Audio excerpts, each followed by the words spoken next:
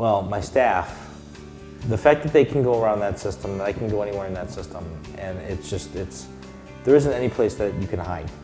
You can't hide what you do, you can't hide what you miss, you can't hide. I mean, if I need to, you know, if I'm checking out a patient, I forgot to write a prescription, I can still write a prescription from there. I can still send an electronic prescription from the checkout screen.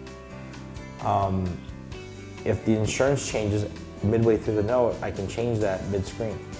If I'm working on a patient's note and I realize that I've been documenting something that really needs to be put in the template, I can do on-the-fly template editing.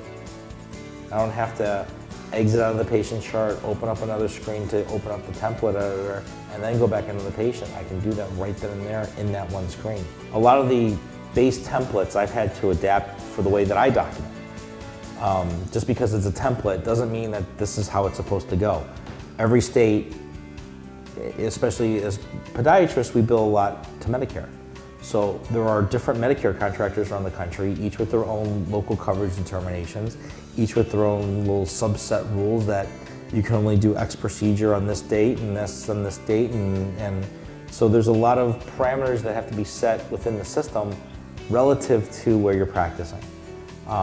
And also, as you develop new technologies, you have to be able to document those new technologies, whether you're doing ultrasound therapy, whether you're doing ultrasound imaging, because those templates didn't exist. I had to create all those on my own.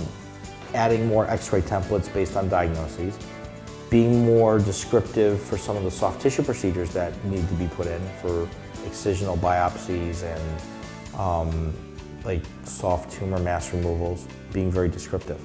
So, in addition to adding home health, things for home health maintenance and management, in addition to also making the changes with wound care. As the codes change, as the descriptors change, you have to change the system to go with the new descriptors. So I found it very easy to do that. I did have to go through the training. I mean, you don't do anything without training on these systems because they're just monstrosities. But going through the training did help kind of stabilize down how I needed to lay out the templates. It's just the system is so versatile that being able to navigate to multiple areas just makes it, the whole design of the system is to be completely effective for a single user.